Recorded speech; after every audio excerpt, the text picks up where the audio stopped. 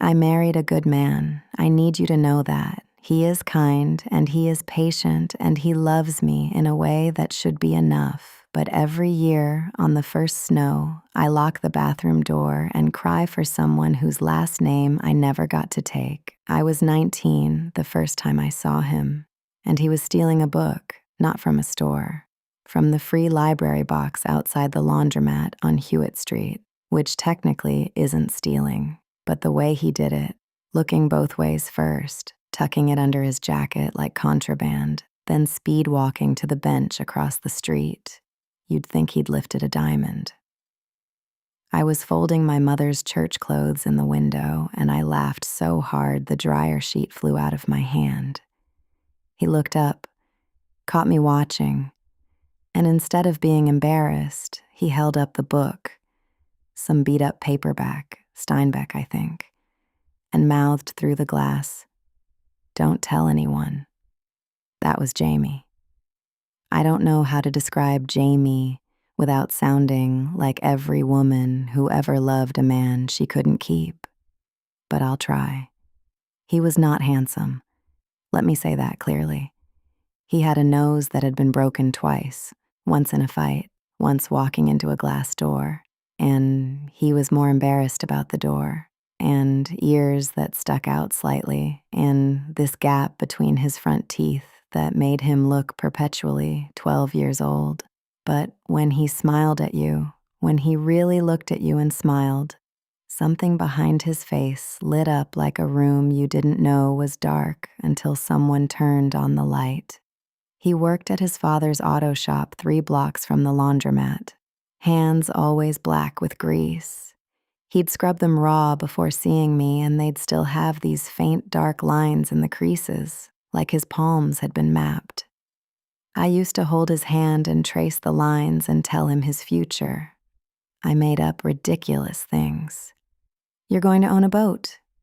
You're going to meet a tall woman," he'd say. I already met a short one. She's nosier than any tall woman I've ever seen. I wasn't short. I'm 5'7", but he was 6'2", and everything below his chin was short to him. We didn't date the way people date. We just started existing in the same places until the places felt wrong without each other. The bench across from the laundromat, the diner booth closest to the kitchen because he liked the noise, his truck parked at the lake where the radio only picked up one station that played old country, and he hated country, but I loved it, so he'd sit there pretending to suffer while tapping his foot to Hank Williams. We were that couple. The one people in town talked about like it was already settled. Jamie and Wren. Wren and Jamie. His mother called me daughter before he ever called me anything official. The woman at the post office once handed me his mail by accident and didn't even correct herself. We never said, "I love you." Not once. And I know how that sounds. But you have to understand, with Jamie, the words felt small compared to what was already there. He showed up at my mother's house after the ice storm and re-insulated the pipes without being asked. When my mother's dog died, he dug the grave himself because the ground was frozen and he didn't want her to struggle. When I got into nursing school 2 towns over, he drove 40 minutes every Sunday with a paper bag of books from the free library, stolen, everyone with that same guilty look, because he knew I couldn't afford new ones and was too proud to say so. That's not love the way people put it in songs. That's love the way weather is weather. It's just there. You don't think about it until it's gone and the sky looks wrong. I was 22 when it fell apart.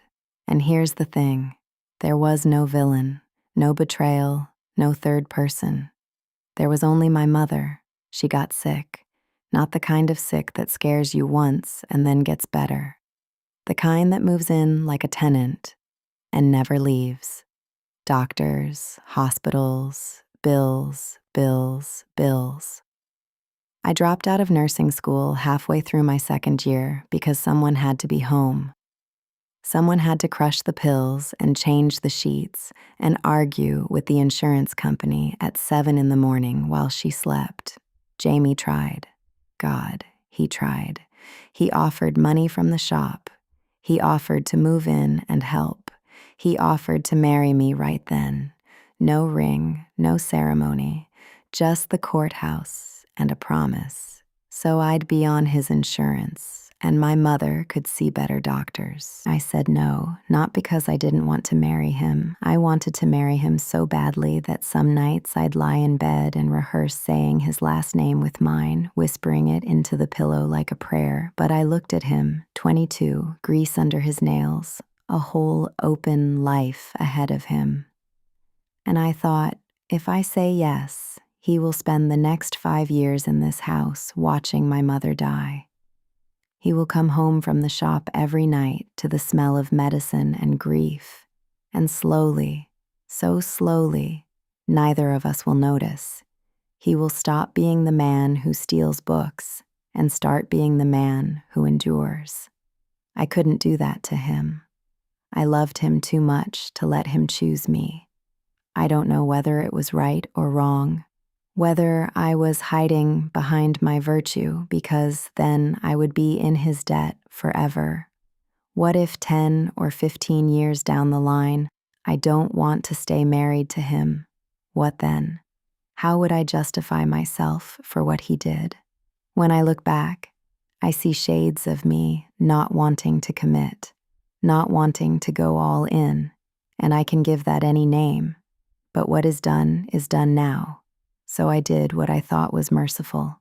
I started pushing, canceling plans, going quiet, picking fights over nothing. The dishes, the truck, the radio station, anything I could reach. I made myself hard to love so that leaving would feel like his idea.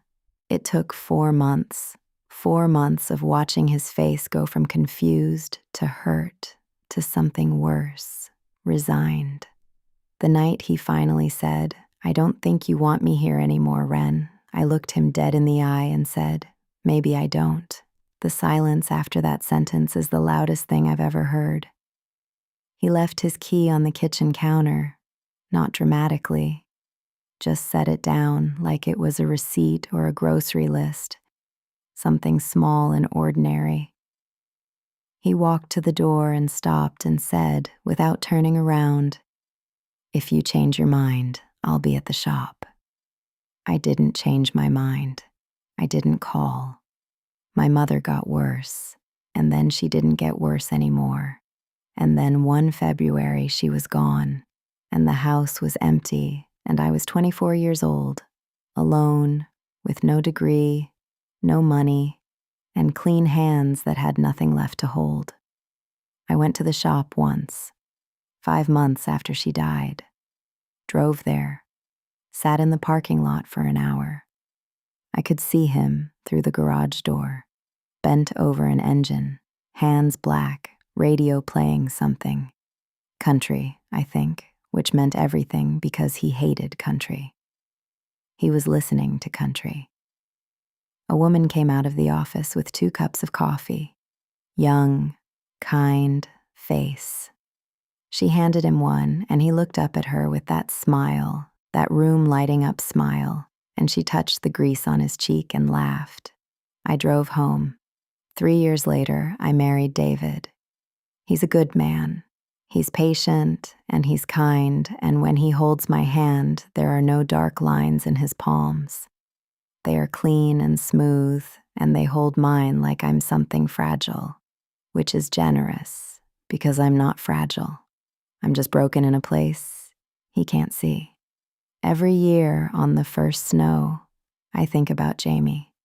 Not the way you think about an ex, the way you think about a road you didn't take that you can still see from where you're standing, running parallel, close enough to touch, never crossing back. I was cruel to make him leave. I told myself it was kindness. I told myself I was setting him free. But that's just the story selfish people tell when they're too afraid to let someone love them through the hard part. He would have stayed. That's what kills me. He would have stayed through all of it.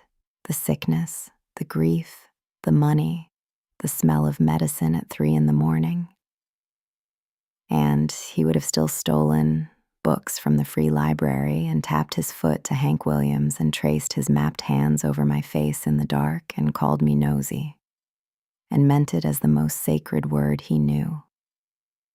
He would have stayed, and I told him to go.